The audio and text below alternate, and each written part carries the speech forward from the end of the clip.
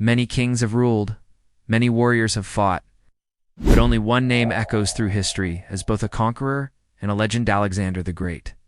Today, we tell the epic story of a boy who dreamed of uniting the world, and almost did. In 356 BCE, in the kingdom of Macedonia, a boy was born.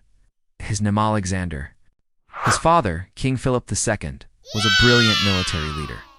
But Alexander's most powerful influence was his teacher Aristotle, the philosopher. From Aristotle, Alexander learned philosophy, science, geography, and the idea that Greeks were destined to spread civilization across the world. But Alexander didn't just study, he dreamed. He dreamed of conquest, of greatness, of immortality. At the age of 20, Alexander's father was assassinated. The young prince suddenly became king. Many doubted him. But he crushed rebellions, secured Greece, and within months turned his eyes to the biggest empire in the world, Persia. The Persian Empire, ruled by King Darius III, stretched from modern-day Turkey to India. Most thought it was impossible to defeat. But Alexander believed nothing was impossible. With around 35,000 troops, he crossed into Asia Minor and won his first major battle, the Battle of Gaugamela. Then came Issus, and finally, the legendary Battle of Gaugamela, where he decisively defeated Darius and claimed the Persian Empire. It wasn't just brute force. Alexander was a master of military strategy. He used speed, deception, terrain, and morale as weapons. He made enemies fear his name before the battle even began. Egypt, Alexander was welcomed as a liberator.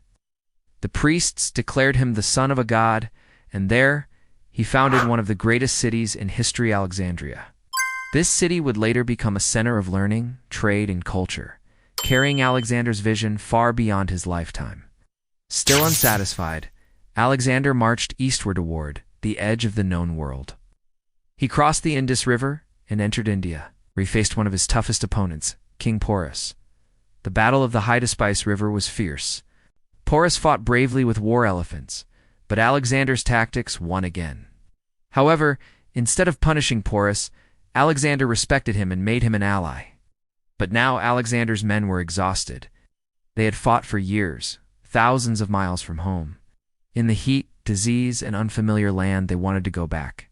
Alexander reluctantly agreed, turned back, heading west through deserts, losing thousands of soldiers to hunger and thirst. In 323 BCE, in the city of Babylon, Alexander fell ill. Within days, the conqueror of the world was dead. He was only 32 years old. Some say he died from malaria. Others believe it was poisoning.